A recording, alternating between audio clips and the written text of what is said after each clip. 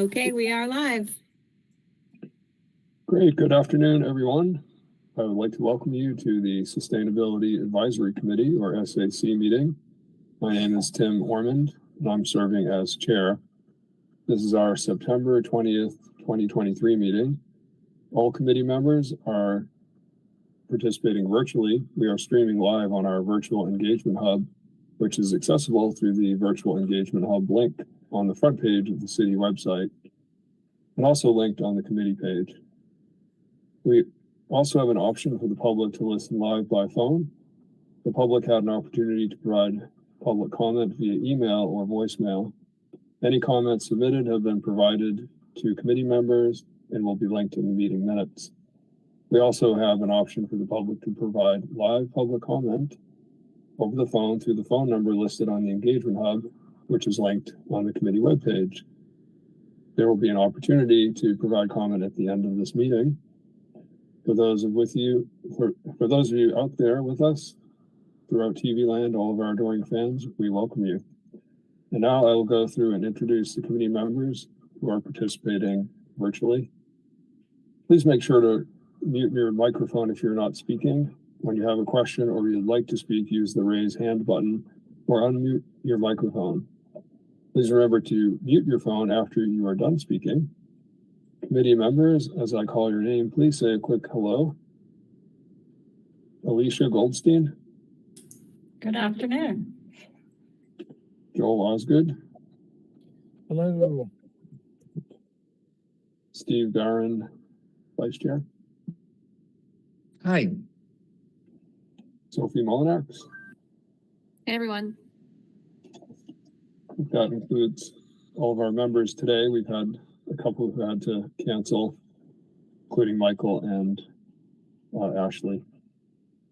We also have our amazing staff members from the Sustainability Office, Bridget Herring.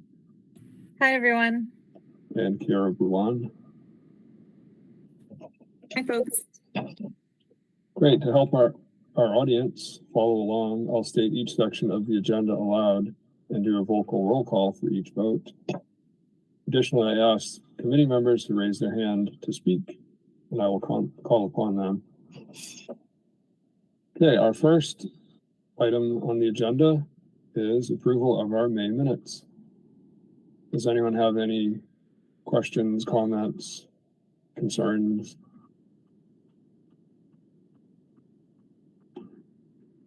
Going once, twice, thrice. If not, we will take a vote to approve the meeting minutes if somebody would like to make a motion. All motions to approve the meeting minutes. Thanks, Joel. Do we have a second? I'll second. Sophie. Thank you, Sophie. Okay, and now we will take a vote to approve the meeting minutes. If you agree with approving, state yay, and if not, state nay. Steve Barron. Yay. Alicia Goldstein. Yay. Sophie Molinax. Yay. Joel Osgood. Yay. And I'm also a yay. The yays have it. The meeting minutes are approved. That takes us into updates, to the working group updates. And the first update is going to be done by Sophie Molinax on the Energy and Carbon Working Group. Take it away, Sophie. All right. Thanks, everyone. It's good to see you. Happy almost fall. I don't have a huge update to give. Part of my role in the Energy and Carbon Working Group has been participating as the Sustainability Advisory Committee representative on the Missing Middle Housing Working Group. And that work has almost come to a close. We will be having the work commenced, I think, in May, and we have had several virtual meetings as well as a lot of asynchronous work on reviewing the drafts of the findings as well as providing our thoughts on them. We're waiting to have one final meeting scheduled. It looks like it's being pushed out. It's actually supposed to be this week, but it's going to be, I think, probably within the next month to look at the final findings of the report and discuss the implications and our feedback. There was a public community input session in August, which maybe some of you attended. But all in all, I think missing middle housing is an important piece of the puzzle towards more sustainability in our city and more affordability, because the core tenet of missing middle housing is walkable neighborhoods, and mixed housing, such as not just single family homes, but small apartment buildings, duplexes, triplexes, group houses, is even along in walkable neighborhoods, which the more we can reduce our need on car travel, and the more that we can increase the affordability by having multiple units in one property, I think that is just one piece of the solution that we need, because we are all well aware, I think, of the affordable housing crisis here. I'm excited to see on the agenda the 100% renewable energy strategic planning presentation, which very much pertains to the work of the Energy and Carbon Working Group. So I'll look forward to that, and happy to take any questions or have discussion. That's all I've got. Thanks, Sophie. Time for questions.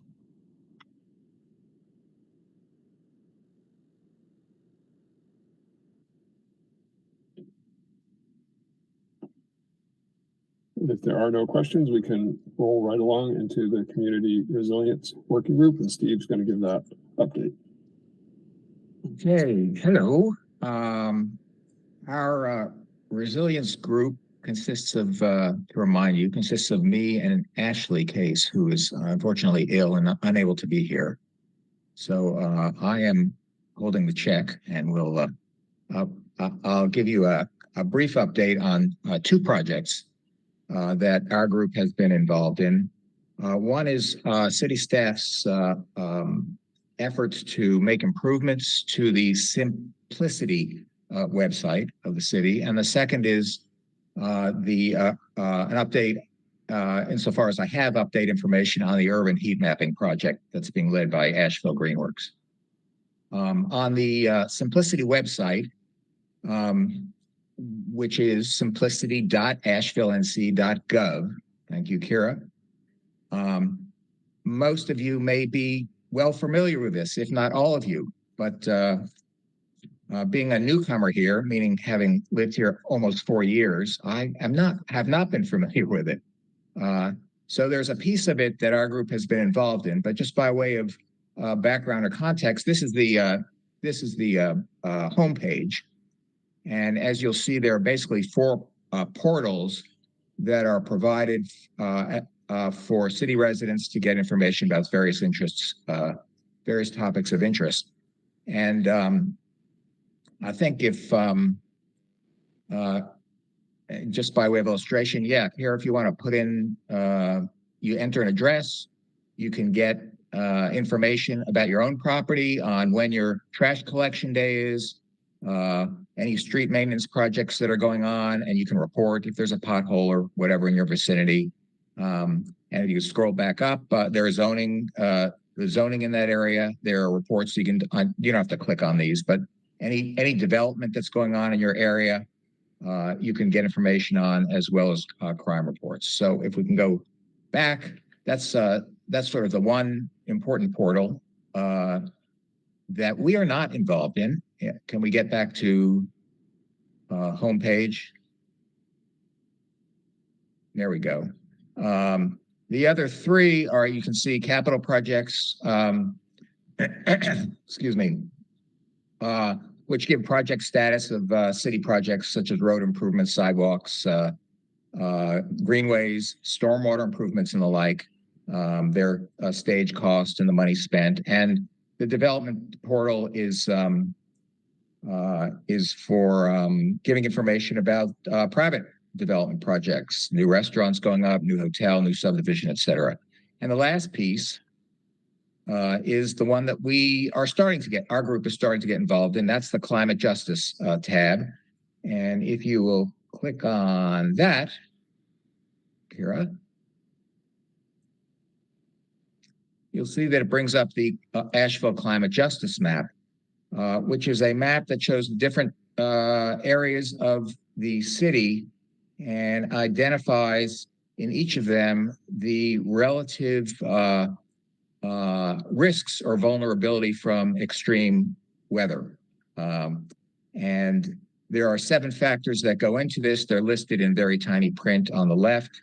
They basically tell you assess the flood risk, wildfire risk, landslide risk, urban heat vulnerability, the energy burden in the area, which takes into account the percentage of annual income that a household pays for electricity and gas. It also another factor is the percentage of the population in the area that is Black, Indigenous, and people of color. And then the final factor is the CDC Social Vulnerability Index, which takes into account in areas socioeconomic status and household characteristics and others in evaluating the health risks. So this is the piece that we have our group here pulled us in our group to start to give feedback on ways that it might be improved and maybe additional information provided. And it's really only just begun. I think one of the important questions that Ashley raised is to, I think, get better clarity on what these relative numbers mean this vulnerability scale, and whether we're talking about relative vulnerability vis-a-vis different sections within Asheville or the county-wide or beyond that, regional-wide, statewide, or even nationwide. So that's something. And I do think there are, there are additional, I think, edits that might help make things a little more accessible to members of the community. So I think the process has only just begun, and it's going to carry on, I think, through the fall. And here is going to supplement or correct me on anything that I've said on this piece. Now or later. I can move on. You did a great job. The mapping. only thing, I will add one tiny thing, which is to say that there's the map, which we're looking at now. And then an opportunity in this tab where we were looking at before is to actually add more data from the map into this homepage. So when you do enter your address, there will be an additional block here that connects to some of the pullout from that map. So that's kind of not thinking about the map, but also just thinking about ways that we're offering that information in multiple formats and platforms. Good job, Steve. Good. And is the timeline generally, what's the timeline on this, generally speaking? Is it work into the fall and then? Yeah, our hope is to be able to summarize some of our feedback, at least as it relates to the Simplicity platform and how we sort of interpret and present the information from the climate justice data map and incorporate that into Simplicity. Our hope is to be able to do that, over the course of this fall, early winter, be able to have that available in the new year. Good. Okay, the other topic was the urban heat mapping study that's being led by Asheville Greenworks in coordination with the sustainability department. And I had sent you a note, I think back in June, saying that there was going to be a data collection process in which folks would drive around or bike around with temperature and humidity sensors on a hot day in July to collect data that can be useful. And that happened. So the data has been collected and it will help us identify which streets are the hottest and which areas sort of may be in most need of some sort of remedy to help mitigate the effects of urban heat. And so the goal is, this is from the Asheville Greenworks folks, is to create maps. A searchable heat street map that will show the heat disparities across the across our city, which I hope could be incorporated maybe into the Simplicity map, the climate justice map. But I'm speaking off the top here and have no idea. There's going to be a heat health map that's going to track this data against local data from the CDC on health conditions that could be exacerbated by heat. And there's hopefully a tree planting map resource that will provide the basis for planting trees in areas that they're most needed to help mitigate the effects of urban excessive heat in selected urban areas. And the goal, I think, is to have this done not so far away from now. I think they say November. I will be very impressed if all that work gets done. I think it's being done in connection with UNCA that they're working on this. And then Kira told me that there is some kind of symposium planned for next year that the sustainability department may be involved in. We may have opportunities to participate in along with Asheville Greenworks on this. And Kira, if you want, do you have anything more on that, or is that it's sort of way in the future? It's sufficiently in the future that it's there's not much more detail on that. So that's that. The only other comment that I would make is that it's Asheville Greenworks, and they like to plant trees, and planting trees is a very, very important, in my opinion, way to address this issue. But it takes 20 years or so for trees to grow. And so depending on urban heat concerns, there are other short-term remedies that I think ought to be explored that other cities who are in more dire circumstances have started to use. And I think efforts should be made to put those things on the table. And two things that come to mind for me are there are reflective paints available and new ones being developed that have been used by other cities and that could help alleviate the excessive heat in urban areas. And then I think the idea of this provides immediate relief just for indoors is if the city could somehow be supportive of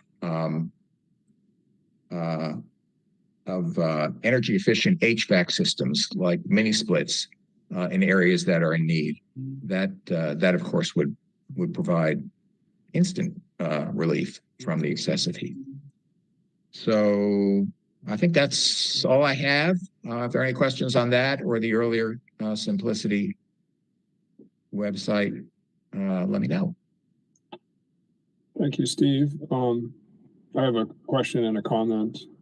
And the question is, in terms of the sensors, was it Greenworks volunteers or staff that biked around, and is that who was doing it? Or?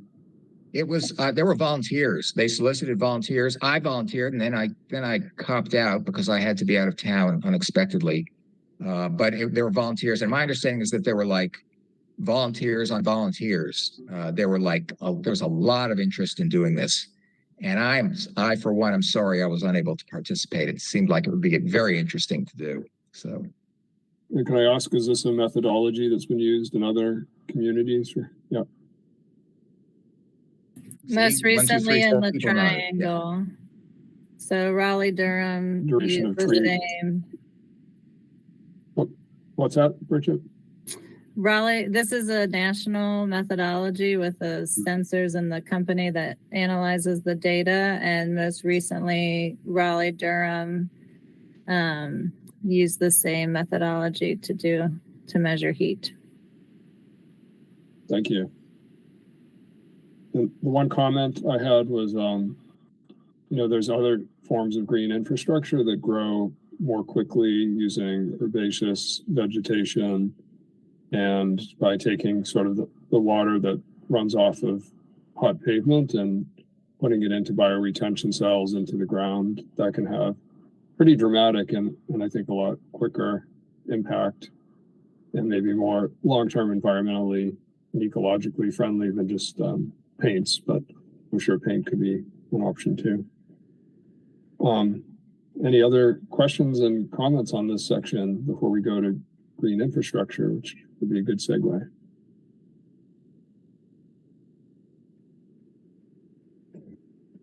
And if not, we'll turn it over to Alicia, who's going to give us some SWAG update.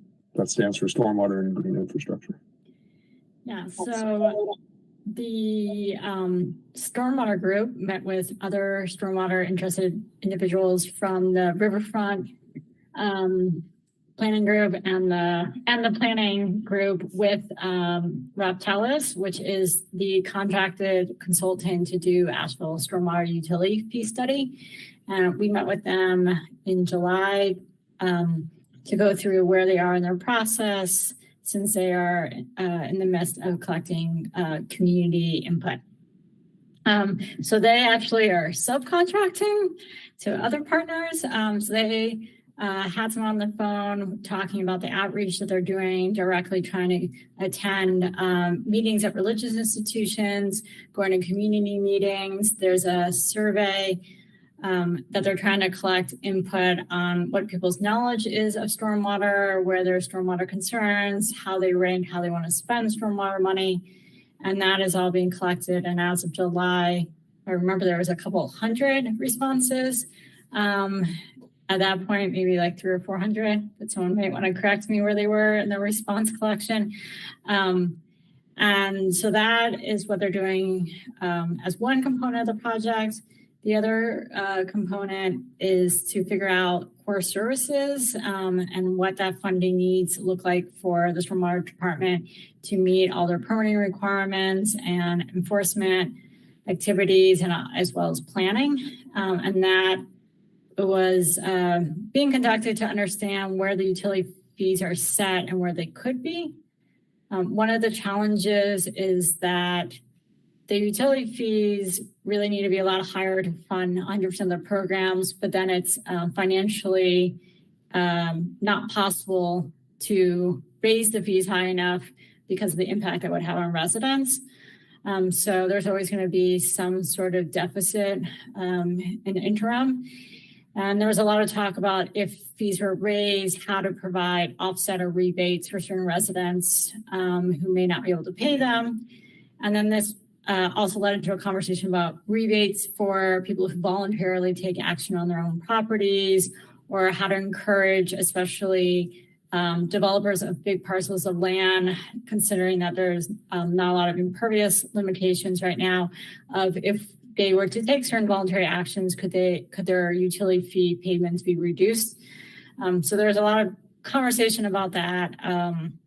Because if you reduce the payments, then the city is losing revenue that they need to run their program. So there was a good amount of discussion about this, about funding. What does funding look like? Where funding needs are needed, and how to encourage better practices, voluntarily regulatory. And so this other piece is looking at the ordinance review of figuring out where things need to be strengthened.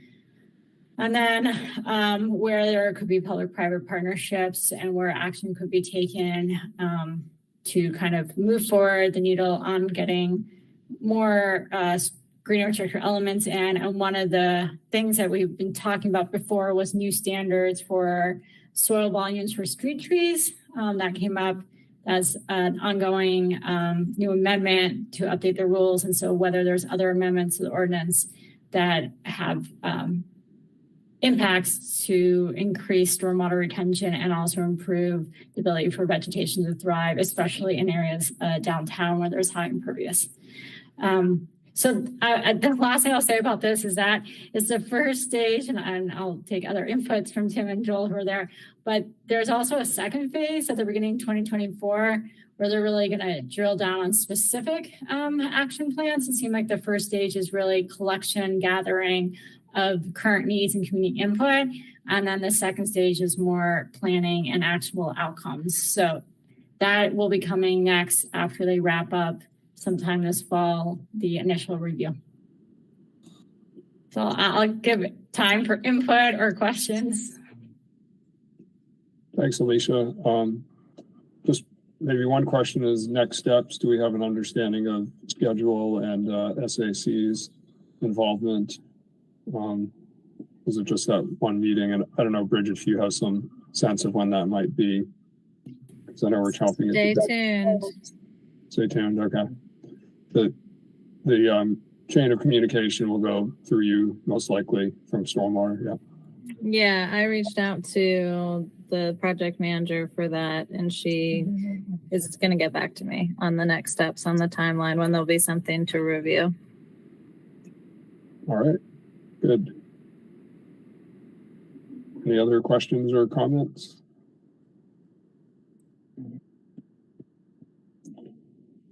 And if not, moving right along, we'll go to the Sustainability Department update with Bridget. Yeah, so I'm not going to read this. I just put it in here for information purposes. So feel free to peruse. And if anybody has any questions, I'm happy to answer them. I guess the things that I would draw your attention to is at the top of the memo, there's some public input opportunities. So encourage you all to participate in the city's public input campaigns and also to come and hang out with Kira and I on September 30th at the Festival of Neighborhoods, as we're going to be partnering with the Asheville Fire Department to talk about resilience and emergency preparedness and sustainability. So hope that some of you all can join us for that. And then the other thing that I'll point out in here is that we were selected to be a part of the AmeriCorps' new Resilience Climate Fellow program as one of the host sites. And so we've been going through that process and hoping to be able to host a climate fellow starting in mid-October. So other than that, if anybody has any questions, let me know. Thank you, Bridget, and thank you for also linking all of that information. It was helpful to me to go through all that. So that takes us to the highlight of today's meeting, which is the chair update. And I have a couple of things to mention. One is we have 2 vacancies, as you may know, and we got 10 applicants. All were very well qualified, and it was a lot of stiff competition involved. Jousting and all kinds of different Mortal Kombat, but we had 2 particular candidates who had skill sets that we were looking for in energy and also in food systems and food waste. So we proposed those 2 candidates to the boards and commission committee of City Council, and sometime in October we'll see if they're approved and added to SAC. So that takes me to number 2, which is number I on the agenda. Notice of annual retreat. So it's a double notice, and that will be on at 3:30 p.m. on October 12th. And maybe Steve can tell us a little bit about this very swanky location where we'll be retreating in his neighborhood. Yes, it's in my neighborhood, and there will be hors d'oeuvres, and I'll send out a note about the dress code at some point. But that's subject to change as Tim and Bridget and I wrestled to try to find a date to get more organized about this, and I'm hopeful that we'll have more information to send out once we get through that. Great. Thank you, Steve. We look forward to it. And the next is the notice of chair and vice chair election, which will be on November 15th. If I don't want to speak for Steve, but if you'd like to donate to my reelection campaign, you can talk to me after this meeting or my super PAC. I have a lot on my campaign platform for next year, including doubling SAC salary and benefits. And there's more. That's just the teaser. But anyway. I'm in. Yeah, I'm in. If you just want to hang out after this meeting, we can follow up. Very good. Well, that takes us right on time. It's 3:59, and our next section of old business is supposed to start at 4. So everyone can take a deep breath. Oh, it just turned 4, so make that a shallow breath. And then we'll go right into old business 3A, which is single-use plastic reduction update with Bridget. Great. So, as a reminder, we've been on this path for a little while. Last October, council directed staff to kind of look into this potential policy. And so now that we've come full circle on that, I just wanted to take a moment to kind of collect everything that we learned and put it in one place and share it with you all. So we move on to the next slide. We did a number of different analyses when we were looking at this policy. Mainly, our legal team looked at our kind of the regulatory space. We had our sanitation division look at our core service delivery. And then we conducted some public input with our community to see kind of where people were standing, how supportive they were, what their concerns would be if the city moved forward with a policy. So we know that there's no legal precedent for this, if Asheville took this step, it would be the first municipality in North Carolina to do so. However, that our current sanitation service is inadequate to capturing the volume and the type of single-use plastic litter that we're looking at. And as a reminder, we looked at single-use plastic bags, and we were looking at expanded polystyrene, more commonly referred to as styrofoam. And those materials are very lightweight. They blow around. They break down quite easily into smaller pieces. There's a high level of interest and support from our residents in the community. And that when we did some more focused engagement with our underrepresented communities, there was a little lower level of support there, and we'll talk about that. And some of the existing challenges or conditions that we have, both in the regulatory environment and with some of the infrastructure that we have, will create some challenges for effective and equitable policy implementation. So we move on. This is again a recap of the timeline. So we started with council giving staff direction to look into this last October. We looked first internally, to city staff to see kind of what was going on with these materials and how we're handling them currently. We also did do an update to Chapter 15 of the city code, which bans single-use plastic bags for the purposes of curbside brush and leaf collection.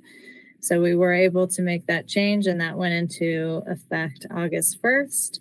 And now we are here after all of this, still right on time. So moving along. So again, that regulatory analysis, this was put together by our legal team. So there's only been one plastic bag ban in North Carolina. That was for the Outer Banks, but it was put in place by the state General Assembly and then repealed by the state General Assembly. So while the only ban, a little bit of a different animal because it was put in place at a different level of government than we're talking about today. That there's lack of the specific statutory authority to impose a 10-cent fee that the businesses retain.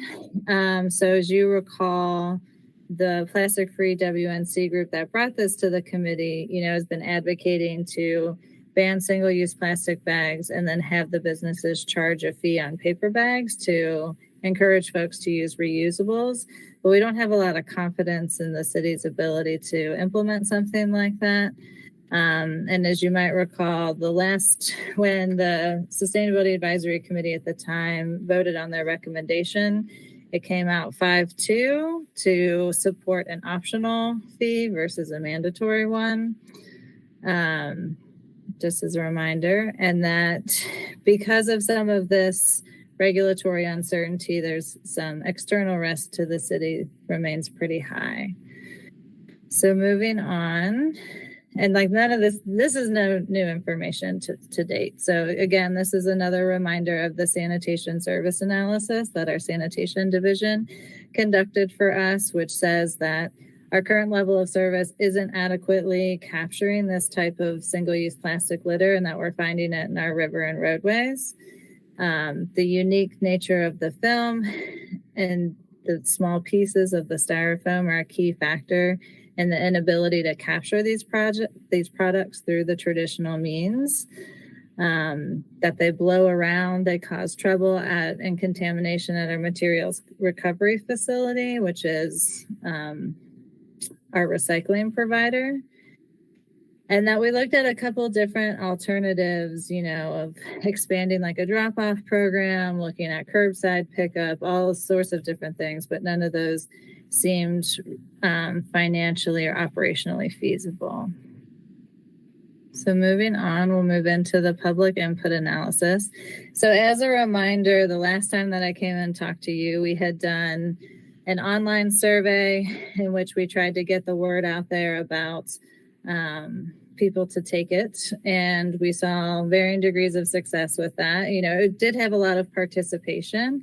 And then what we did is we looked at the demographics and we said the percentage of people who participate in that survey, did that match the percentage of the people that make up our community?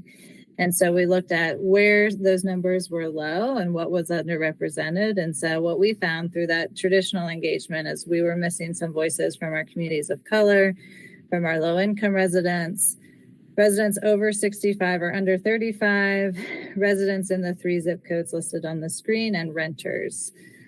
So what we did is we came up with some specific strategies to try and get some of those voices to the table and hear more from them. And so we did a targeted survey looking at those demographics and sending direct mailers to them with the survey code on it.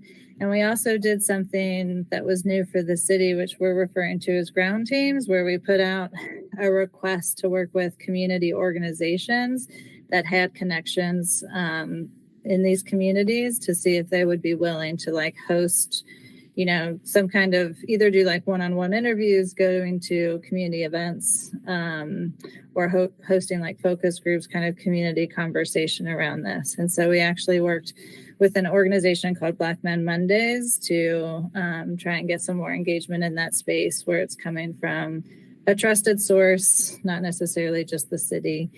And so what we found is that as we did some of that more targeted engagement, we did see that some of the support waned a little bit, but you can still see in the residential sector that it's still overall pretty high. But as we started to get further down that road of people who weren't as jazzed about engaging with the city, we did start to see some different responses about the policy and different concerns coming up.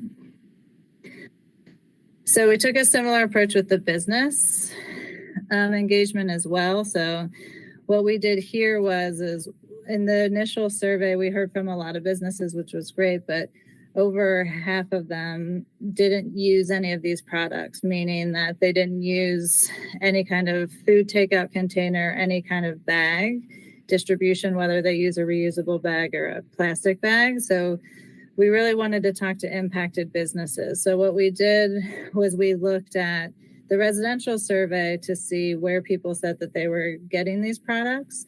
And the overwhelming majority said grocery stores and restaurants was where people were receiving these products. So we've targeted our engagement to work with that community and trying to get outreach there.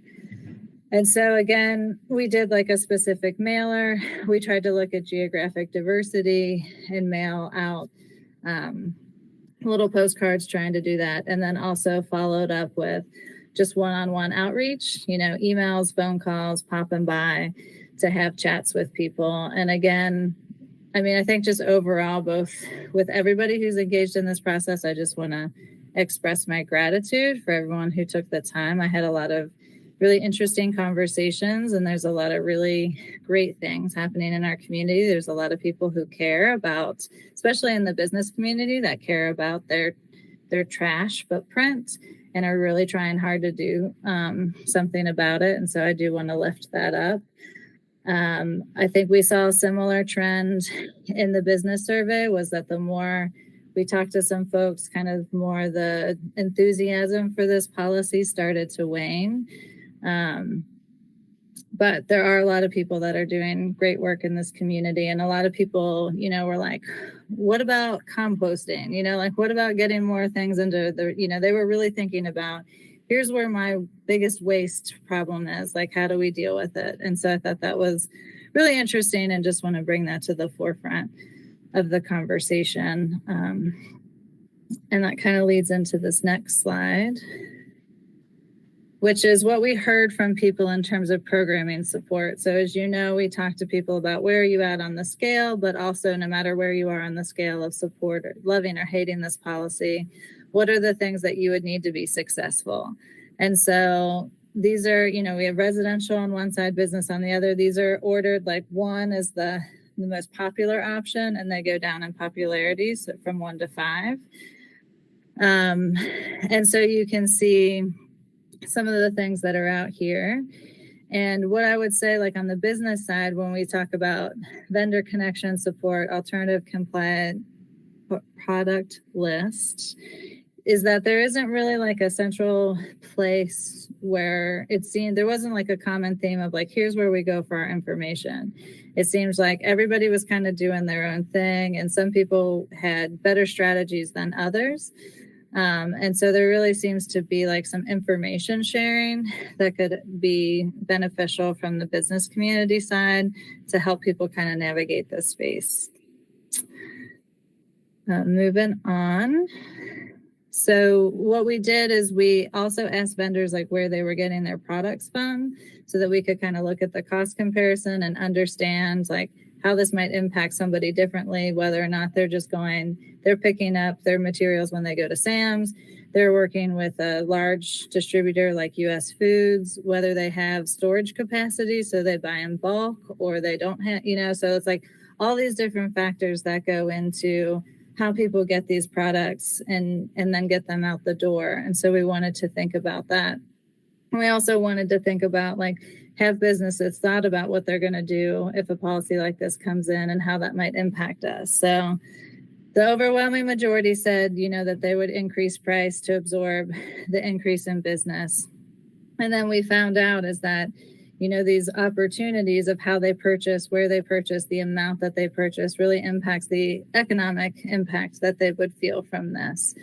And again, some people had different strategies, but how do we share those in a space where everybody can have access to them, right? Like a lot of people mix up their vendor sourcing, they're negotiating prices with different people to get, different products. So how do we share that information in the peer space when we don't really have like a central group where they all come together? Because that seemed clear from the interviews that I did, is that there's not like one place where people get their information.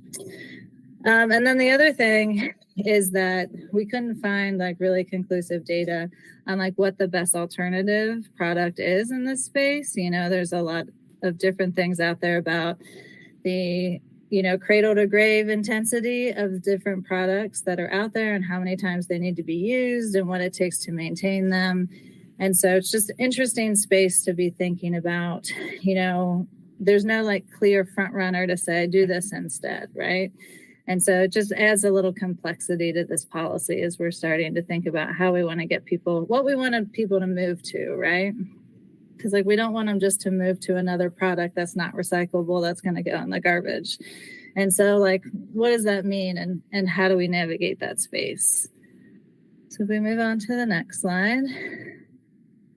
And then, we wanted to look at council's policies and how this might impact them. So, definitely it supports a lot of council's policies that they have right now.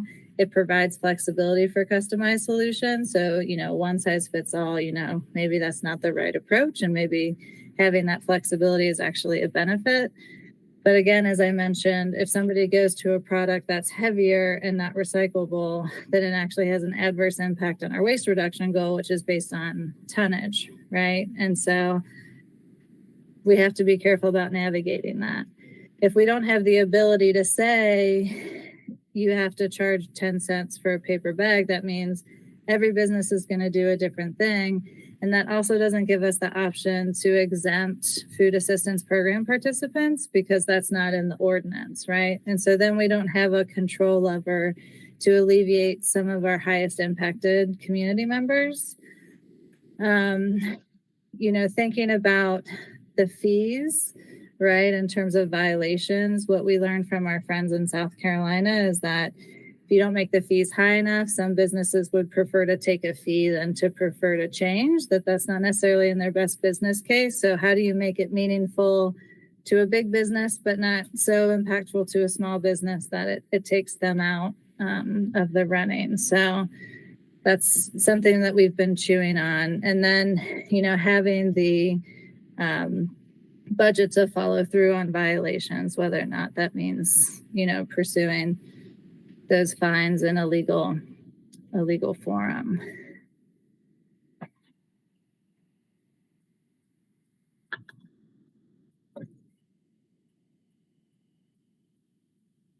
Sorry, my one headphone died. Have to change. Great. So then we looked at what it would take, from a staff perspective to implement a policy like this. And so we really believe that to support something, we need to put some programs in place to help people make the transition. And so some additional staff capacity and budget for those things. We need to develop some partnerships with community-based organizations that have capacity and interest in creating some of that innovative programming that doesn't currently exist to support our businesses and residents. And that if some of that stuff didn't come to fruition, this would probably impact staff's ability to support the solid waste master planning process that we're hoping to get underway in this fiscal year. So next steps, utilize the summary of findings to develop some policy options for council. And then we're going to talk to them about this at the Environment and Safety Council Committee meeting on Tuesday. And so with that, I think just have a recap on our key takeaways. I'm not going to reread those for you, but I'm happy to open this up for questions or discussion from members. Steve, quick to the raised hand. Yeah, I read your presentation, and first thing I want to say is I am so happy to see that you did that extra effort on targeted engagement. I think it just strikes me as really essential to adding the kind of information that will lead to a fully informed and more balanced approach to what you guys end up doing. I have a number of comments and things for you to consider and a couple questions, actually. On the first one is I'm not sure about this; it's hearsay. But on the question of the legal uncertainty of going forward with this restriction, I had heard, and I'm not certain, but I had heard that some version of the current state budget has a proposal that would essentially address this issue and explicitly prohibit cities and counties from taking action in this regard. You and Kara are both nodding your heads, and I would be interested if you have anything to say at this point after I get through with the rest of my spiel on ideas for engagement at that level. That's one.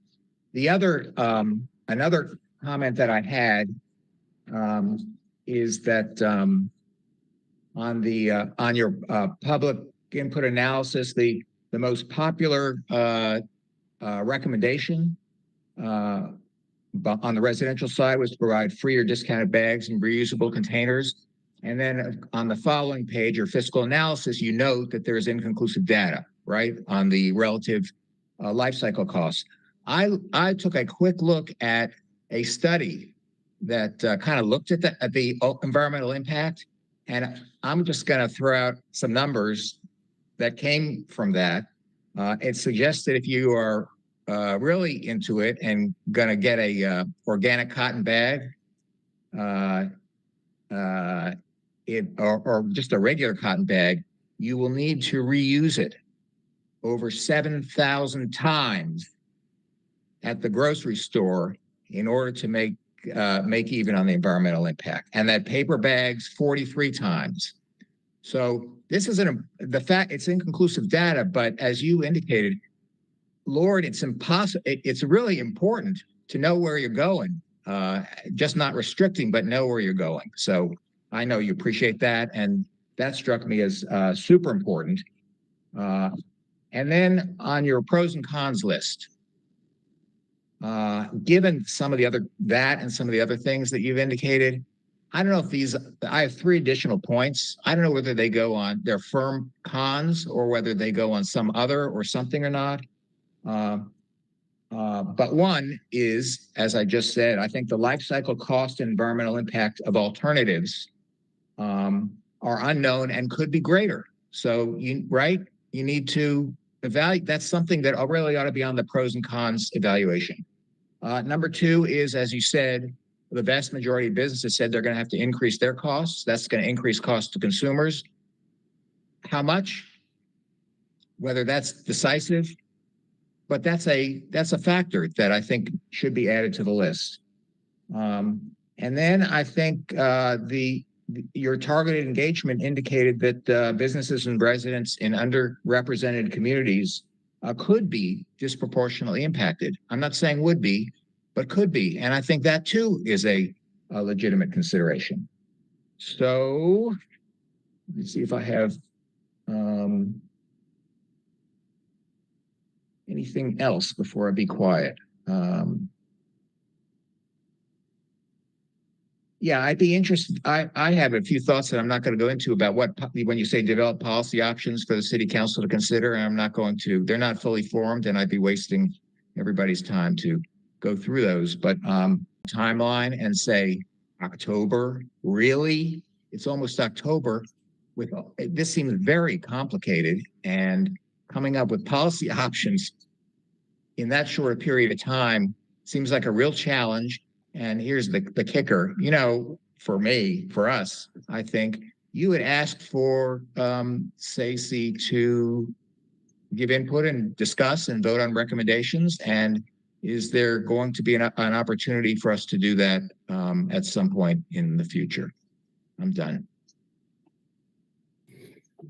So I'll pick up your budget piece to say that yes, yesterday there was a budget document revealed that had a provision in it that would prevent Asheville from taking further action on this. It's obviously that happened after I posted this presentation to the internet, right? So that's a real-time update, and we have to wait and see kind of how that shakes out. That's obviously going to also impact anything that we would do going forward. And so I think at this moment in time, we kind of have to hold tight on that and see what happens. Okay. I didn't realize it just happened so recently. Mm-hmm. Yeah, it came out yesterday. Oh, yeah. Mm-hmm. Fun. Okay, any other questions, comments? Thank you, Bridget, for a very thorough presentation. I wanted to know about will SAC have opportunity to be engaged on this topic, or will there not be time for that?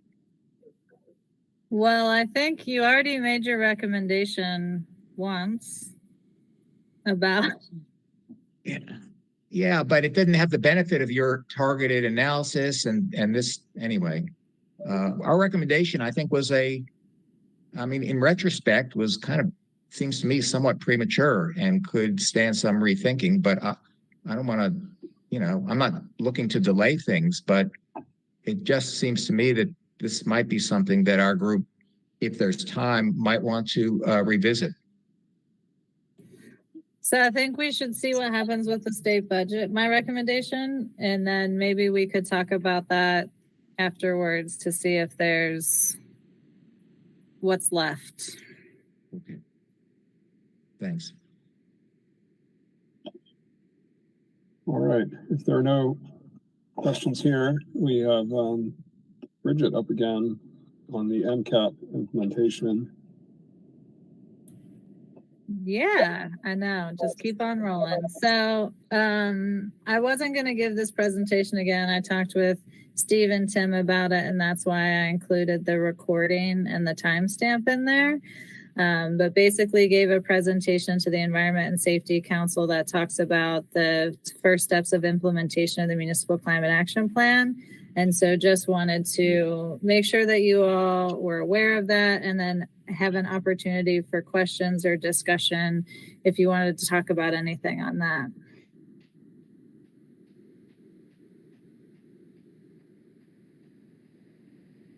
But we are moving forward, so that's the good news.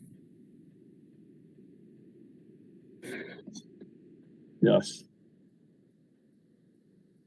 I remember like yesterday when the sausage was being made and we were You're still recovering? You're still recovering from that? Yeah.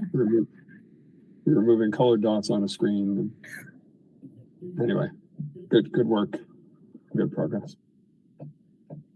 So I thought we were losing ground, but now we're 5 minutes ahead yet again. And this will take us to new business. And we welcome our guests, Sam Rourke and Jamie Wine from the Green Built Alliance. And take it away. Hi, friends and colleagues. Can you hear me okay? Hear you, Sam. Yep. All right, great. Well, I really appreciate the opportunity to share with you about this effort to create a 100% renewable energy strategic plan for the city and the county. We've been working with all of you for several years now. We really appreciate the chance to implement the Blue Horizons Project, Energy Savers Network. We've been receiving funding from the city for about 6 years now for this effort. We also receive funding from the city and the county for doing free neighbor-to-neighbor solar energy installations and HVAC upgrades as well. So we are hot on the trail of many of these activities that we're going to talk about in this plan. But essentially, the idea emerged coming from seeing that the city and the county had this commitment to 100% renewable energy. There was a plan called the Cadmus Report that was done several years ago. Since that report was done, there are several things that happened. One was COVID happened. Major pieces of legislation were adopted, like the ARPA and the IRA and the infrastructure plan, and also Duke has a new carbon plan. So some major things are taking place. And then also, as the team that implements clean energy activity on a daily basis, we wanted to be able to figure out, okay, what is the most important from a community perspective on where do we put our energy and efforts? So that's a little background. So you can go to the next slide, please, Kira. So yeah, this plan was essentially based on this effort to do the 100% renewable energy by 2042 to address the climate crisis by switching to renewable energy. This plan was collaboratively written with equability to deliver new clean energy and energy efficiency measures for residents. And we also wanted to write in a way that was flexible so that whatever initiatives we undertook could be implemented by champions. So it wouldn't just need to be based on the work of Green Built Alliance or city and county staff. It could also be implemented by other entities in the community, folks like Land to Sky Regional Council or Community Action Opportunities or others that are working on clean energy efforts. We worked for about 1.5 years on this effort, and it was adopted by the Blue Horizons Project Community Council. So this model is a little different than some other plans. A lot of times in efforts to write a strategic plan, a consultant is hired, some research is done, some folks write it in a room and then, kind of present it. Well, we selected and we went through and solicited input from over 100 people throughout this process. We had a 100% renewable energy committee that met monthly. Some of y'all attended those meetings to provide input. We went to the Blue Horizons Project Community Council to say, okay, which initiatives should we focus on? Because there's so many things that can be done with clean energy. We looked at over like 70 different initiatives, and then we whittled it down to about the top 14 or 15 to focus on. We also did an equity task force review through Jay Hackett, and he hired some people in the community to provide input to the plan on how it would impact their lives and what is the equity framework that we need to look at to be able to make sure that we're including everyone in this process and to make sure we're able to implement projects and programs that support everyone. And we also did on-the-ground feedback from festivals and presentations that we give throughout the year. And so this document was massive. It was 700 pages at one point. And after a lot of work, we've whittled it down to 52 pages now to condense it, to make it more readable and make it actionable as well. So we realized that this plan is available to support individuals, companies, and organizations to work on climate change mitigation in a meaningful and direct way. We realized that from this plan, we need policy change. Some of it we can do here locally, but a lot of it's out of our reach. Federal and state policy, we don't have a lot of influence on, but there is some policies locally that we can change to support our clean energy efforts. We also need to do a lot of community outreach to support the culture of understanding the importance of this, and also give people the capacity and knowledge on how to make the changes in their own houses and their own lives and their own businesses to reduce energy and install renewable energy. And then we also need to implement these initiatives. There's many of them here that are already underway, but there's a vast amount of work to be done to be able to reach this massive goal in 2042. So we came up with 3 potential pathways that all have to be done to get us to 100% renewable. Basically, we need to implement energy efficiency for all sectors, using less energy while living more comfortably. This is for residential, commercial, industrial efforts. We need to electrify everything as well. So we need to swap fossil fuels for electricity. And then after those things are done, we need to green the grid. Well, actually, in parallel, we need to green the grid, which is add renewable energy in order to be able to make the grid smarter. And this includes mostly PV in our area. And there's also the possibility of, with greening the grid, that's going to be a large undertaking with Duke Energy to be able to add more renewable energy to the overall energy mix for the whole state. All right, now I'm going to pass it to Jamie Wine, who's the Clean Energy Manager at Greenbelt Alliance. He's going to talk through the rest of the slides. Hello, everybody. So the plan itself outlines these different initiatives and actions that should be taken, but I wanted to show some data that backs us up, and this might be a repeat for y'all if you've been following along the journey, as you probably have. The energy consumption breakdown is a lot of transportation fuels. So switching to EVs is going to make a big difference for the energy consumption in the county. And if you look at the overall plan about where we're going to go with demand, electrification accounts for a large portion of what needs to be done. Kara, can you switch next slide, please? I advanced the slide on my notes and it didn't work on the other screen. And I don't know what's going on there. It's not magic. So a large portion of the savings we're going to get is from electrification. So in terms of like heavy lifting and policy advocacy and work of this committee and the city, encouraging projects that are underway, big projects that might be difficult, like maybe the Aspire project or the airport rehab, to move away from fossil fuels and towards electrification is going to be a piece where we're going to have to work together to advocate for this element of the plan. Next slide, please. And in doing that, that's like one of the core implementation strategies is the policy support, the grassroots organizing, the energy of making these changes is important as far as an implementation strategy that's been identified by the plan. And then community engagement is kind of a two-way street. We find we've got to tell folks technical pathways with how to get to 100% renewable, but then we also have to hear back how it's affecting folks' lives. Where are people going to plug their plug-in cars in?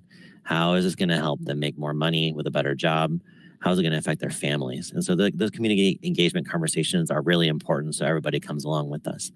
And then as part of this whole planning process, as Sam was speaking about this, we had over 100 actual collaborators on the plan in writing it and being in different workshopping elements of it.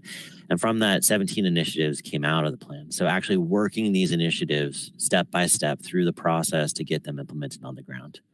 And it's just the beginning. Next slide, please. Because as we're doing this work, the community engagement work, we're going to find new initiatives. So the way that we're implementing the plan is by being open-ended. So we identified these initial initiatives, which I'll touch on in a minute, but the important part of this is it's flexible. We don't want it to sit on a shelf. We want to actually activate it and use it. And the Blue Horizons Project Community Council is using it to shape our meetings and how we're talking about things like what initiative are we working on? What's happening next? How are we achieving those goals? So it's exciting that they passed this. They approved adoption of this as a committee in June and in July. And so now there's a new committee that's working on this. And then the council meeting itself will topically focus on this going forward. Next slide, please. So the plan is a call to action to everybody, to all of you, to the folks listening, to people we talk to at different events and presentations.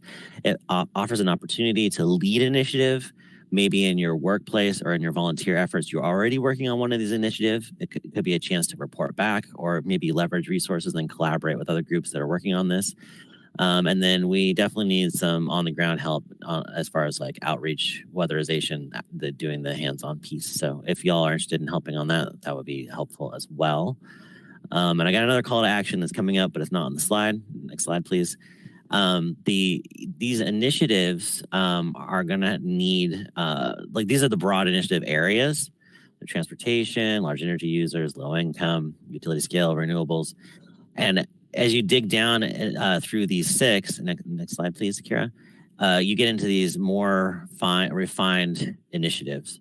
And so I threw these are the 17 initiatives that were approved as part of the planning process. And we started with something like 57.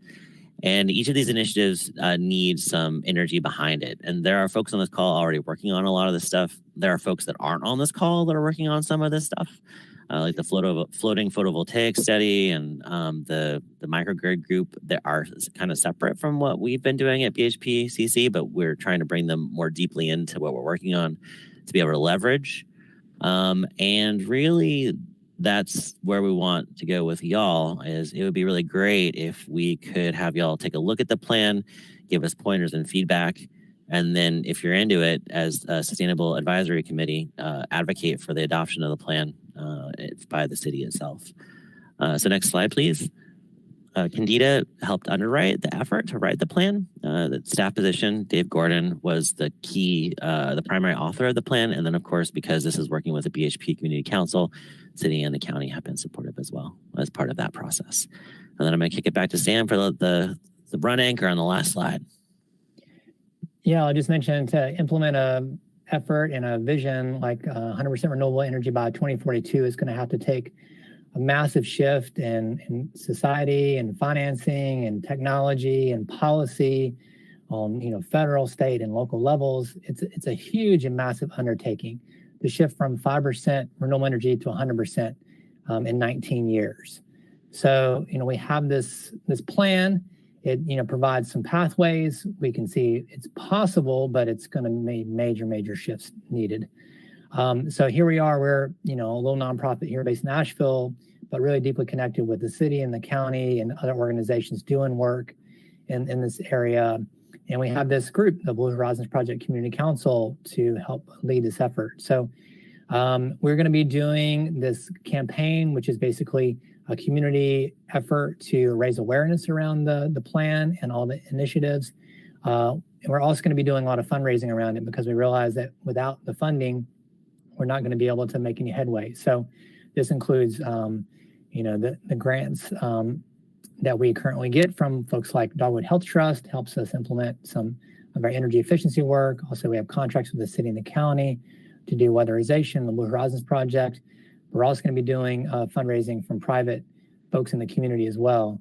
And hopefully, kind of start rowing in the same direction with all the different organizations that are working on clean energy issues. So we appreciate, being able to talk to you all today and welcome feedback and comments and just hear, maybe from your perspective, knowing that we have this effort ongoing now, how do we work with your group and also with City Council to, help implement many of these activities. So that's it. Thank you. All right. Thank you both. Let's open it up for question and comment.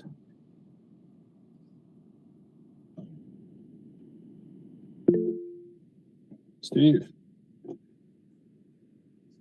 Hi, Sam. Hi, Jamie. First, let me say, I've said it before, congratulations on getting that strategic plan out. I know it was a massive, massive effort, and I think it really contributes a lot in the way of clarity and focus with the hard work yet ahead of all of us. And especially on getting the plan down from 700 pages to 50 pages with a 650-page appendix. Not quite. I have one comment, one question, and one request. The comments really are to underscore some of the things that you said. Your report says that currently, I think Sam, you had said 5%, but I think currently Buncombe County's energy consumption, renewable energy consumption, is 2% of its total energy consumption. So we only have 98% to go in the 19 years. And to reinforce the other comment that you made is that a whole lot of this really is beyond the cities and counties' control and lies to some great extent on Duke Energy and the regulatory process that governs Duke Energy. The greening the grid piece, just how great you drive EVs, and if they're all powered by generated coal plants, that's not such a good thing, and that's not really going to happen. That particular thing isn't going to happen, but that's key. And so realistically, I just think to be clear-eyed about this, and that's really the flavor that I got from your comments, is that a lot of this is beyond our control, and it's going to be difficult to get all the way there. But the challenge is to do what we can with what we have and get as close as we can. So that's my comment. My question is, Jamie, I counted on your slide 18 initiatives, not 17. But on whether they're 17 or 18 of those initiatives, I would ask the two of you, which would you say are the top three that are within the cities and the county's control that you think will have the potential to appreciably move the needle? And while you're thinking about that, let me throw in my request, just in terms of further engagement with SAC. If you would please keep this group advised, up to date on developments on pursuing these initiatives, not extra make work, for you, but when you're doing a report to BHPCC, the Community Council, or the like. Just keeping us apprised, I think, would be helpful and encourage maybe positive feedback and support from us. So back to my question, and it doesn't have to be the top three. I just, if you have whatever your thoughts you have on what might be within our really realistically within our control, what you think really has the best potential, which 1, 2, 3, whatever. I'll take a shot at the first two, and then we can fill in collectively the third. The first one I would say is weatherization of low-income homes. There is, a lot of people with high energy burdens wasting a lot of energy, and we've done about 1,000 homes over the past 5 years. There's like 19,000 mobile homes in Buncombe County. There's over, I think, 25 or 30,000 people that get high heat every year. So there's a lot of people wasting a lot of energy, and we need to support them. And that's really helps with affordable housing. It helps with the climate issues, and it helps with equity. So it has those three positive impacts. And, we have to, of course, reduce before you produce. So that's one big element where I'm grateful that the city and the county currently provide funding for, and there's also some, federal government funding for that as well. So that's supportive, although it would be great if it was increased dramatically so that we could roll out mini crews to help all these families. And then also just the second one is to electrify our heating sources. So to move away from natural gas furnaces, oil, propane, all the fossil fuels used to heat our homes, into electrifying HVAC, mini splits, heat pumps, things like that. So make that that electrification transition will move it to the grid and away from fossil fuels, and improve air quality and boost jobs, and also reduce fossil fuels as well. So those are two of the top two that we're already kind of underway. And I know there's this contract with Bright Spaces that's going to be coming through. There's a work we're already doing the ESN. So those are two of the biggies. And then I would say the third for me is just as much solar as possible. So putting on PV as many businesses and residents as possible. But those are that's part of this conversation. The BHPCC is like which are the initiatives we should fund and elevate first. And when we did a survey, weatherization and HVAC were kind of two of the top two, and then a third one was like promote Duke programs, because there's already a lot of incentives that we pay into as ratepayers that we should be taking more advantage of. Thank you. Very good. Sophie has her hand raised. Hey, Sammy, Jamie, congratulations on publishing this at long last. I know it's been a heroic effort. I'm recalling in some of my past work with the Blue Horizons Project, when we were undertaking the Cool Communities education, sort of groups in the community where neighbors would get together and like work together to commit to and take action to reduce their energy use. That repeatedly it was said that it is not, the low income community that has the most room to improve in terms of energy use. It is actually the wealthy. The wealthier folks in our community have the largest homes. They do a lot more air travel. They have larger carbon footprints, consume more resources. And so I'm just curious if that has ever come into the conversation, because I think you know that I agree, of course, with the equity reasons to improve the energy efficiency of our most energy burdened community members. However, I get stuck when I think about the person up the street from me here that just bought $1 million second home, who lives in Alabama and is going to move to Asheville really soon and is gutting the $1 million home they just bought, to live in Asheville and their retirement dream, So curious about that aspect of all of this, all the while knowing that the term carbon footprint was invented by an oil company to make us all feel individually responsible for what is a global, mostly corporate problem. So anyway. Yeah, definitely. Thank you. I'd say the majority of the initiatives in the plan are related to middle and upper income type folks, in terms of like improving energy efficiency of their own home, installing solar, reducing vehicle miles traveled, EVs, things like that. Things that folks can afford that are wealthier, and then also realizing that a lot of Duke programs that are available for like HVAC repair or heat pump water heaters or extra insulation and things like that are not fully subscribed. And so realizing that like really the effort to kind of what BHP has been doing since the beginning, put it out there, make sure people retrofit their own homes as best possible or hire somebody to do so, is really part of the reason why we go to different events and festivals and do a lot of the work we do in the broader community. And if there's any other, ideas, how to reach like this, this $1 million homeowner, like how do we get in there in their friend circle to like make sure they retrofit their home in the greenest way possible, and and knowing that it's also just not necessarily, maybe it's like the lipstick on the pig sort of thing, and when something there's that massive of a carbon footprint associated with that kind of project. Yeah, it's a complex issue, and maybe that's the $1 million question, right?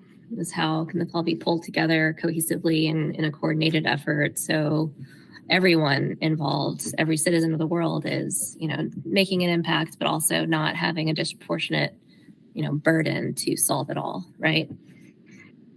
But really appreciate your work.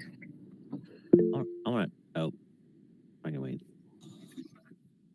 Great, and thank you. And Joel has his hand up. Yeah, I just wanted to state my appreciation for everything y'all are doing as well. And I think my question is probably captures a larger sensibility of just what can we do to help with anything that we have to leverage and help from the city's perspective and or in our business pursuits, me as a landscape architect, and just it's inherent to the work that I do, but what can we do to help? Where's the biggest sort of impact in terms of follow-up that we can help provide you all? Is it just to try to help engage a larger audience and communicate? And I guess it's also then just curious about what's the next step for you all in terms of getting from where we're at now, having this really high bar, and hopefully at least getting most of the way there to 100%. But I appreciate that really high bar that y'all are setting as well. So yeah, what can we do to help? Well, a few ideas, and some communities take this approach, and maybe it was done with a cabinet's report, but ask the city council to review and or support the document. That'd be one idea. The city you guys are already doing the efforts on your own facilities, and that's already underway into a municipal common action plan. So that's great. So this is the community piece. And so just if the city elevates this as a priority to say, like, yes, we passed this resolution and now here's a pathway forward, highlighting that could gain positive press and some momentum there. Also, all of you have, projects and clients and things like that. So keeping your eye out for, retrofits need to be done, whether or not that's improvements on heating systems or PV systems, or, looking at new neighborhoods, for instance, and, or new apartment complexes being built, like how can they become green built certified? How can they be net zero energy, knowing that these facilities being built, we're going to be reusing energy for a long time. So make sure any new infrastructure also gets is the best it can be. Or some ideas. I don't know if Jamie or anyone else on the call has any other ideas, but that's some off the top of my head. I think I'd be remiss if I didn't channel some of the BHP community council members in saying that there are pieces of each of these that weave through existing things that are happening. So like the small commercial program at Duke Energy can give up to 80% rebate for some energy efficiency upgrades that you do. It's like, let's maximize that. Like, let's do as much of that as we possibly can. And it's like those kinds of things that are already happening. Green Source Advantage program through Duke, the low income tier 2 weatherization, putting in additional insulation into homes. And then with the IRA rollout with the rebates, and hopefully early next year, that's going to be a huge amount of resources available to this that haven't been before. So how does the community council, how does the Sustainable Advisory Committee maximize that stuff? And I think that's really the answer to your question about what can we do? Can we really lean into the things that are already there instead of dreaming too far away to something that's not here yet? Great, thank you. Good work. Yeah, maybe to underscore what you just said, I've been a big fan of your Energy Savers Network. A friend of mine, Lou Gelfond, he's been a volunteer for many years, and he's told me lots of firsthand stories of just how it changes people's lives, people who are really living on the margins. And for a pretty low investment, these energy efficiency and other repairs can really make a big impact. So especially appreciate that program. If there aren't any other questions, we thank you very much. And we'll stay in your corner to support however we can.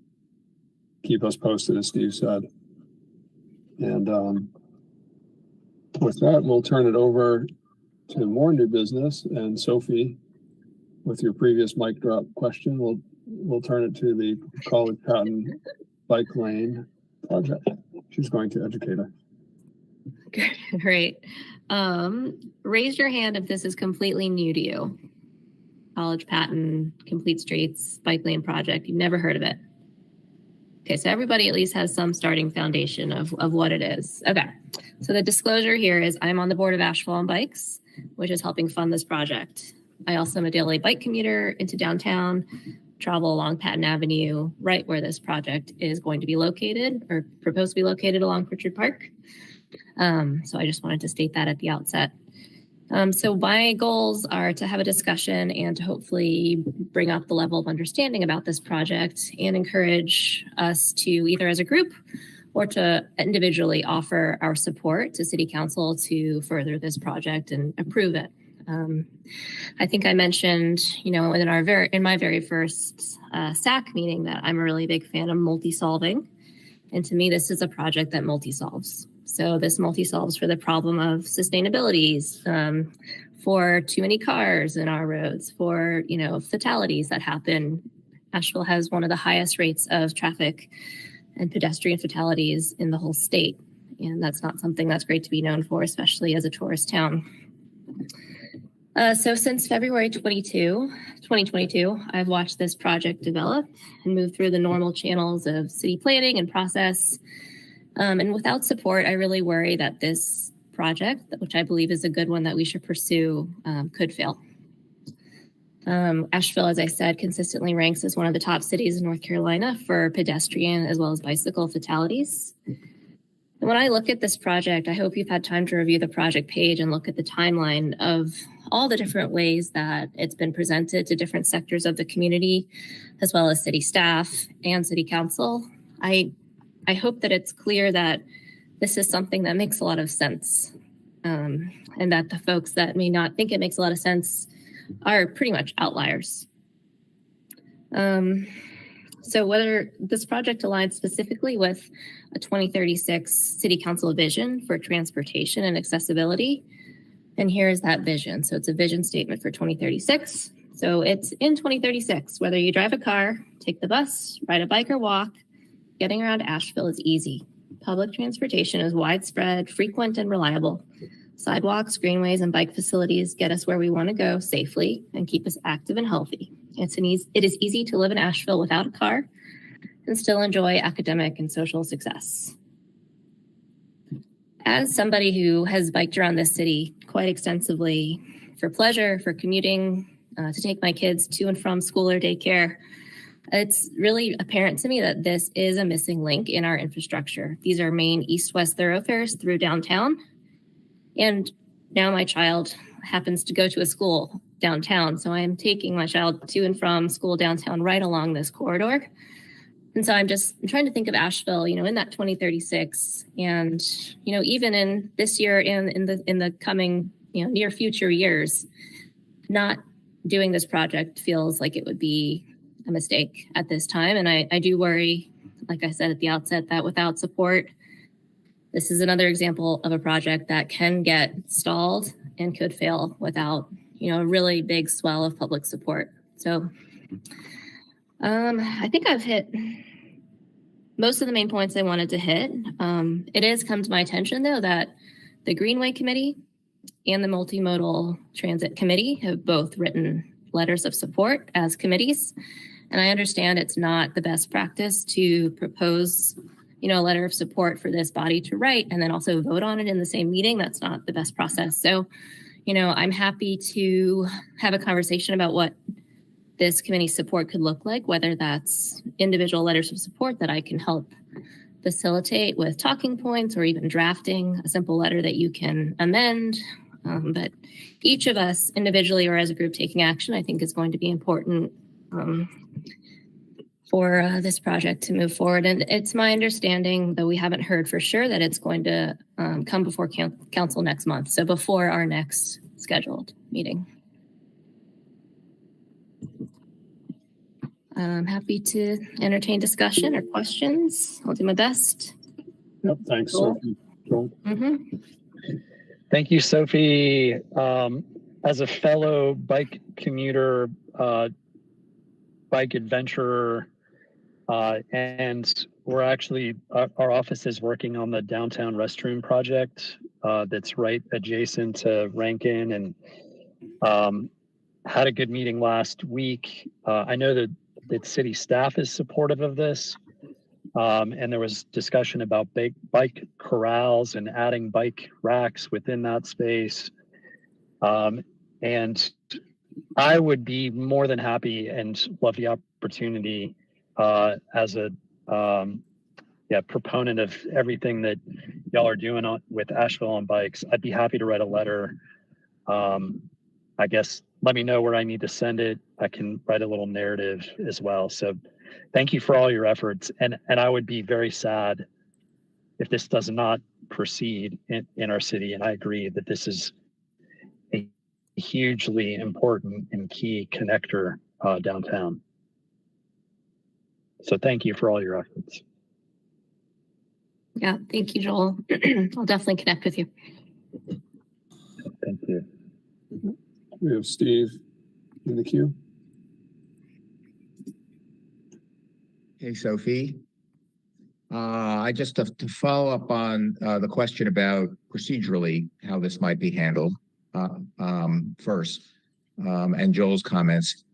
I think from my own perspective and understanding, there is nothing for this group to be voting on, both as a matter of there's no time for it because, you know, given what the city council is doing. And I think our rules, so if anyone's motivated individually to write something the way Joel has said, I think that's the way to go.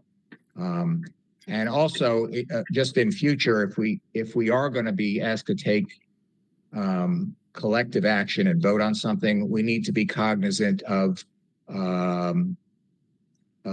personal interests and the need to recuse in some respects. But I don't think that's not on the table here because we're not taking collective action. But I just wanted to note that for you and for all of us, I think. So I had for my own part, I have three informational questions. I looked over the I guess it was the presentation that was given to City Council. Anyway, I looked over the materials and had a few things that I'm interested to know about.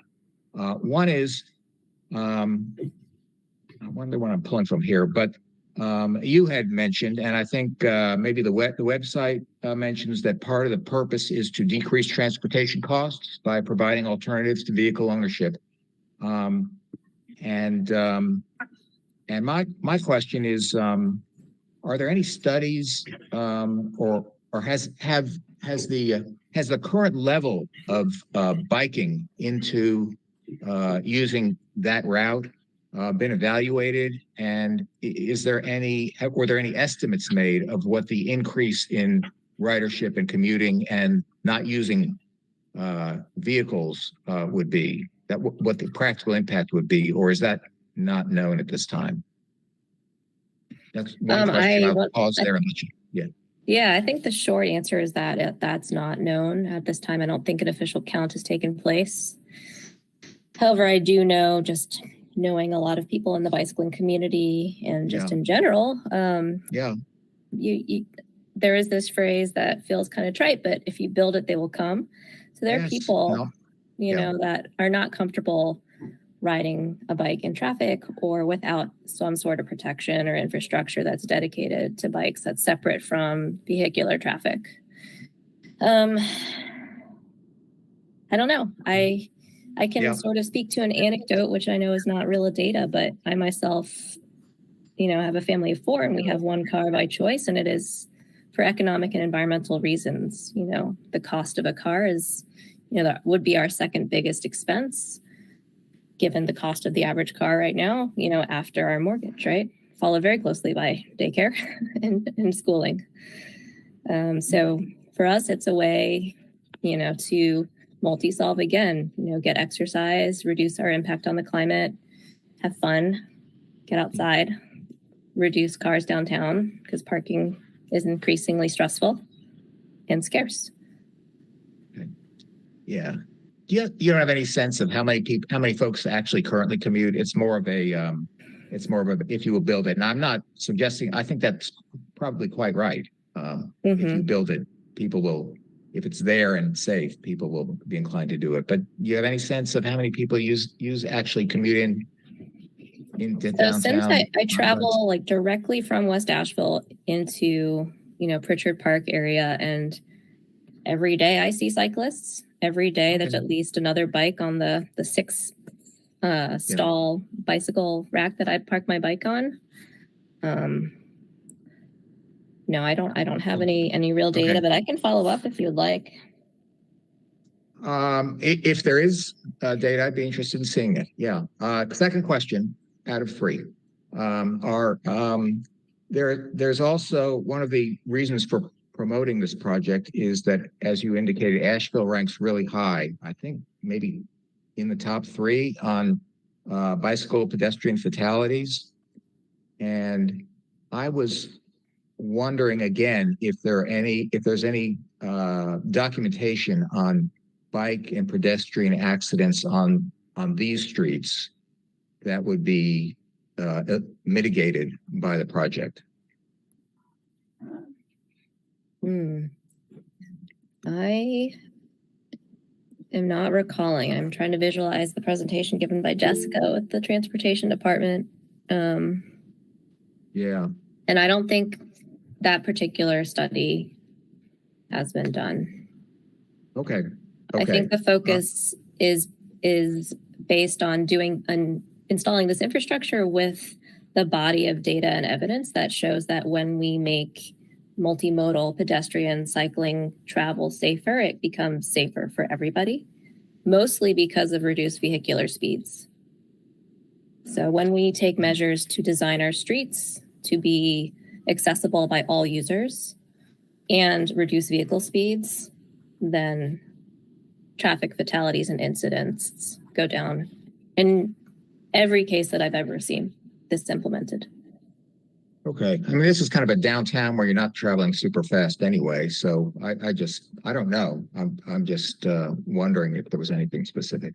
Last question. On my recollection from, I watched it sometime back from the city council meeting where they discussed this issue, and there was, there were a number of different viewpoints, but I thought that someone had suggested the possibility of examining using smaller side streets as alternative ways, safe ways for bicyclists to get in, an alternative to doing it, on Patton Avenue. And I don't know whether your thoughts on that, or whether whether that sort of thing has been explored, or whether it's really not something feasible, if you have any thoughts. Yeah, I know it was explored. And I think that is not something that bicyclists would do or want. And I think people who currently do that want a more direct route. If you're gonna walk to your neighborhood store, Steve, wherever that might be, do you really want to take 2 extra blocks to get there in 90-degree heat? With our increasing heat in the summer, or the depths of our cold winters, I think it's fair and equitable to push for the most direct and safest travel route. And also because this is an east-west connector that connects, different bicycle routes east-west across the city.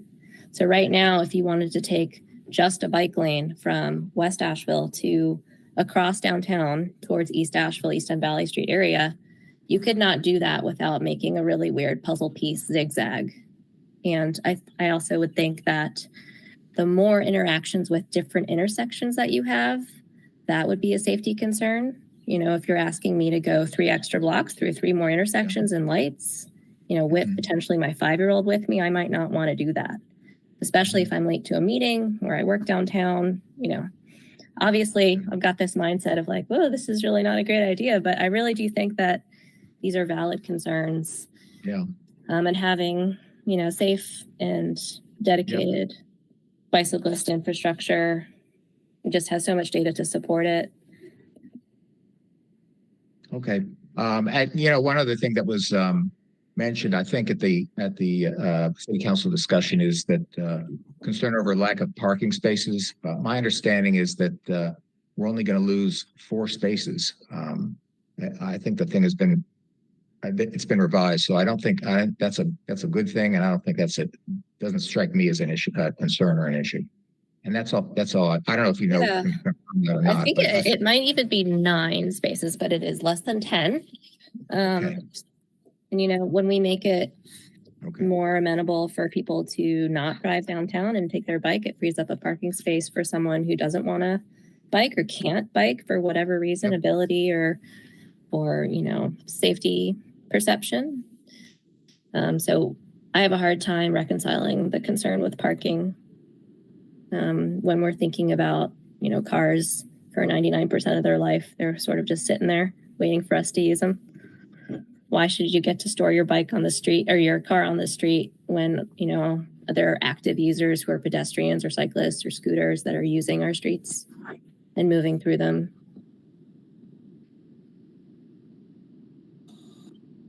Very good. Thank you. Appreciate it.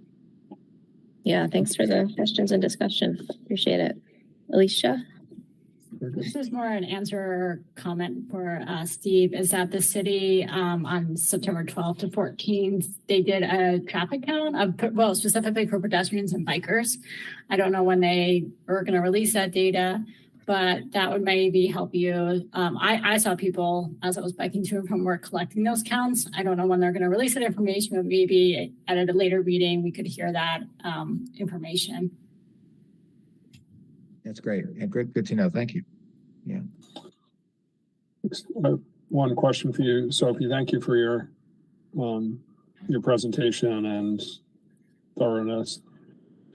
The city council meeting, there was some discussion and difference of opinion in terms of who would be impacted potentially in a negative sense by the project, including maybe residents in the East and East Valley area that would use this as a commuting route.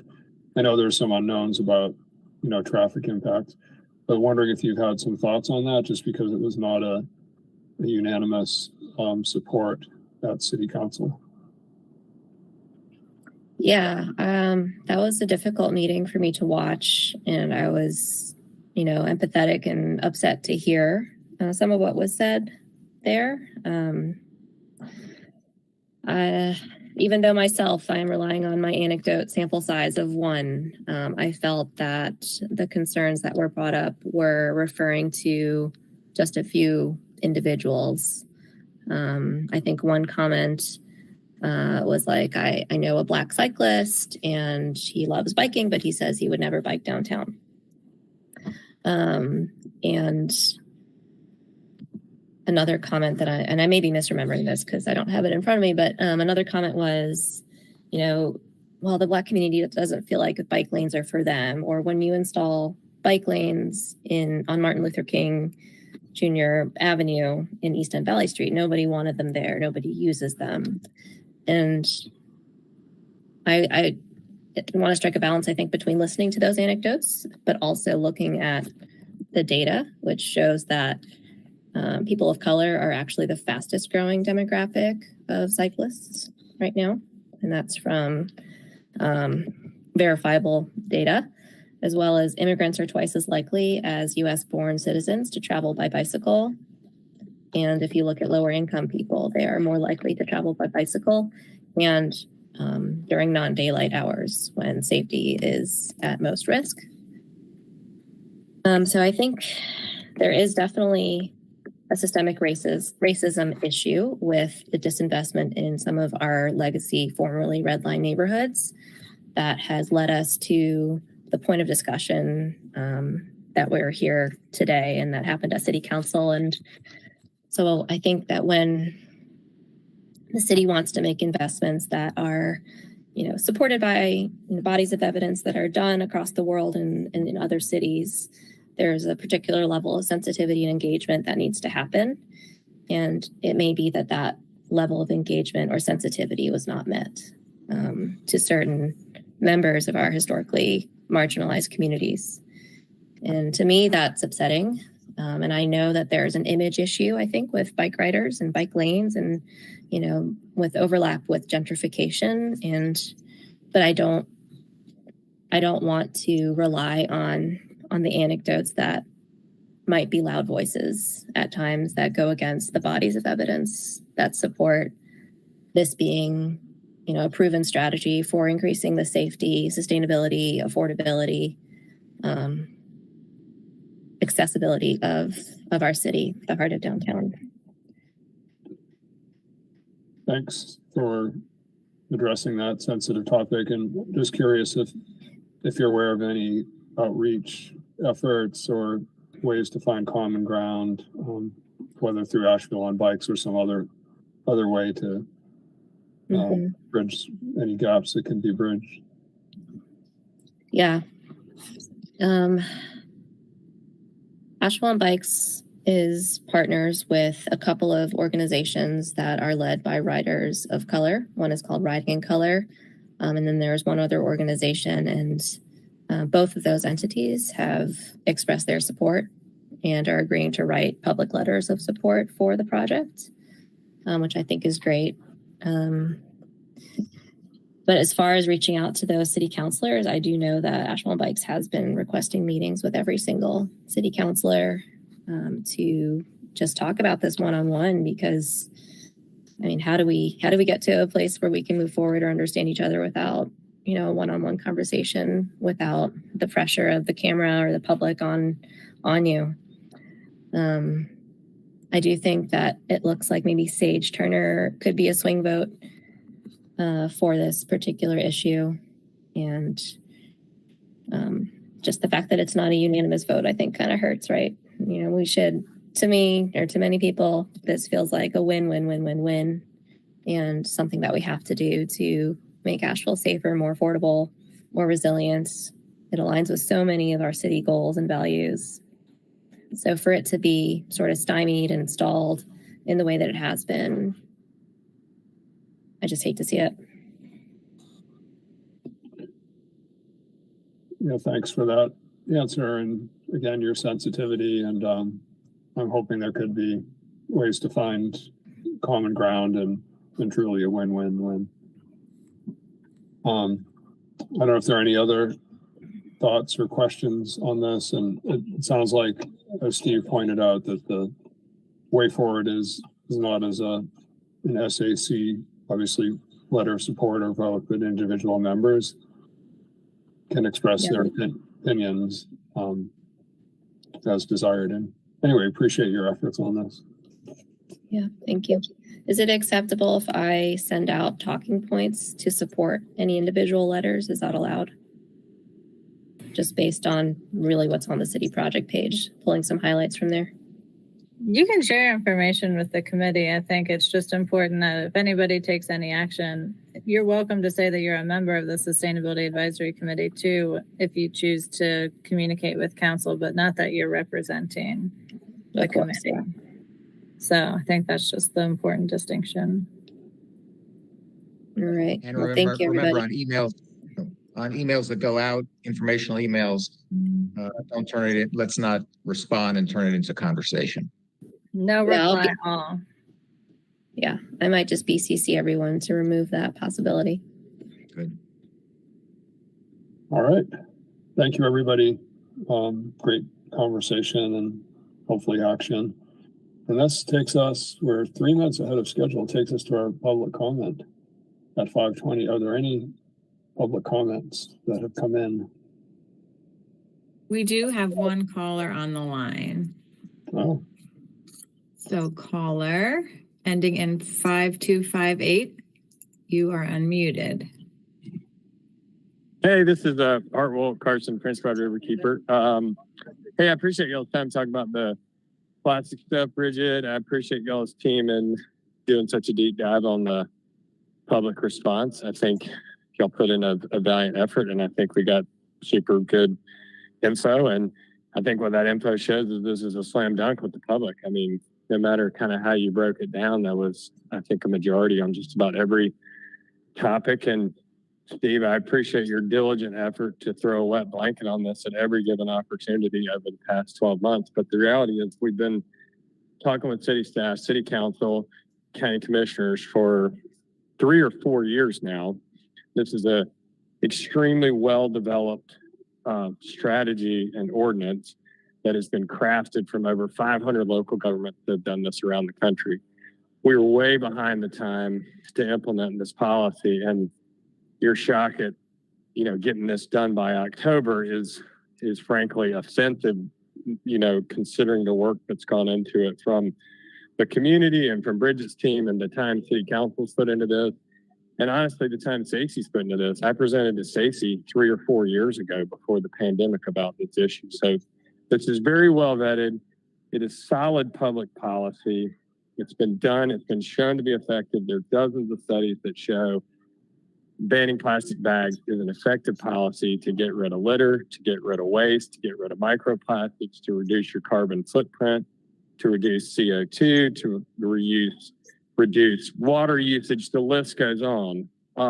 It is true that you want to be careful about what you push people towards.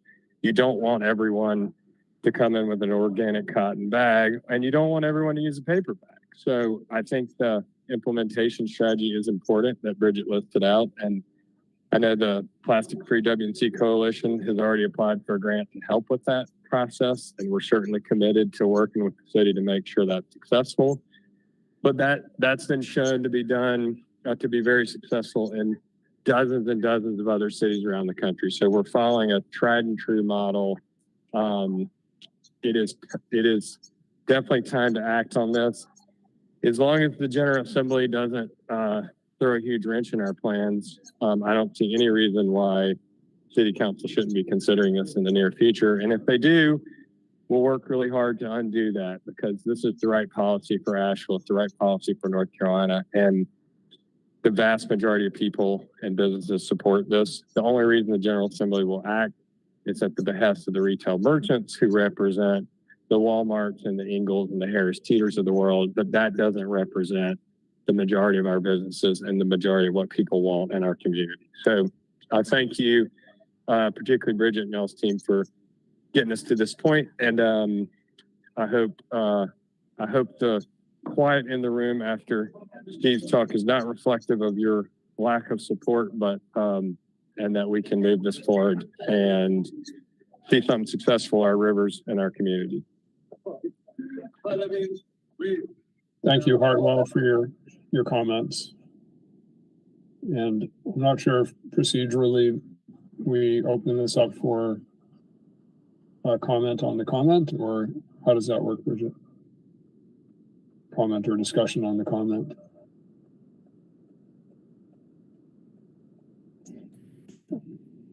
Did you just ask me a question? Yeah, basically. Sorry, I just lost audio for a second. Oh, that's okay. You know, we received Hartwell's public comment. Is procedurally, are we allowed to turn it into comment on the comment, or conversation about the comment, or even a reply to the commenter, or is it just public comments are for receiving information. I'd say we already had a discussion on this item on our agenda previously. But Okay. if anybody wants to make a statement at the end of the meeting, they're more than welcome to do that. We do have one more caller in the queue. Caller with the number ending in 2716. Your line is now unmuted. Hey, this is Anna Alsterbrook, also from Mountain True and Plastic Free W&C. I missed I don't know what y'all were saying before about making comments. I assume I can still make public comment, but my phone was having trouble connecting. Real fast, I want to say thank you to Bridget and the city staff team for doing the outreaches they did also on plastics earlier. We appreciate you digging in deeper and spending many hours talking to folks and getting their opinions on this. I would be a bit curious to see, well, one, I did have this question about how many additional people did we reach through that? Was it 7,000 more people, or was it 700? And I'd be curious to kind of see what those responses look like rolled into the main number, like rolled on top of that 7,000, so that we get kind of more broad-based view of what the community as a whole wants going forward. A couple other things. The state budget, obviously that news is news to us. And one thing I would like to reiterate is that it has not been voted on and voted through. So as it stands now, Asheville as a local government and through the Solid Waste Management Act still has the authority to manage solid waste at the source. And it will be that way until and if this language remains in the budget going forward. So I highly encourage us as a community to keep pushing this forward and keep pushing this message forward, because we have the power to do so now. On top of that, I would like us to leverage our political, local elected officials. They have some leverage that we don't necessarily have as constituents, and they can work the inner workings of the General Assembly probably, or obviously much better than we can. So we should ask them to be and stand in solidarity with us on this. This is our landfill where most of this plastic ends up. We don't have space for another landfill once this is full. And so we should have, as a community, the right to regulate the waste stream. And this is a really good way to do that. Another couple things I'd like to mention. There was some misinformation presented earlier after Bridget's presentation concerning impacts of alternative materials. And it can be confusing if you look at this on a surface level. I've done a ton of research on this over the years, and I've seen several of these studies that were maybe mentioned earlier, and there's typically some flawed information in there. One is that they completely discount end of life of these types of materials versus what happens with plastic. Plastic obviously degrades into microplastics. It never biodegrades. We're seeing it in the human body and wildlife all over the world. It's pervasive. As plastics break down, they release methane, which is a much more potent greenhouse gas than carbon dioxide. They, clog storm drains. They end up in the river. They obviously take up landfill space. Those pieces of the calculation are never represented in these studies. Additionally, most of these studies, if you're looking at plastic versus paper, plastic versus carbon, they want you to assume that one plastic bag is the equivalent of one paper bag in terms of the production of both of those. And that's obviously not the case. We did, anecdotally, a coworker and I went to a grocery store, bought the exact same amount of groceries, went through two different checkout aisles. One of us asked for paper, one of us asked for plastic. I got one paper bag for 16 items. He got 8 plastic bags for the same 16 items. We know based on carrying capacity alone, these bags are not the same. We also know, that the production of paper is an environmental impact on the production side, but it biodegrades. It doesn't clog our landfills. I've never pulled a paper bag out of the river.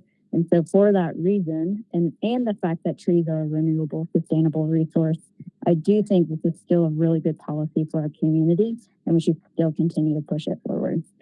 I really thank y'all for having this conversation and keeping this subject alive. I look forward to working with y'all going forward. One thing I forgot to mention is, and maybe Hartwell did, I may have missed it, but we did just submit a grant to help be a partner in this going forward in terms of marketing and outreach to communities, as well as doing some reusable bag distributions. So again, thanks for your time. I appreciate what y'all are doing in your public service. Thank you, Anna. All right. Are there any more public comments? There are no more callers in the queue. Thank you, Kiara. If that's the case, that leads us to our adjournment. For more information on SAC, please visit our website, and also feel free to visit my re-election campaign website, which I will put in the chat. All right. Good work, everybody. And there's more work to be done as we gather from these comments. So we'll look forward to the retreat in Swanky Hawk Creek with Steve next month. Thank you all. Thank you, everyone. Bye. Bye for now. Cheers.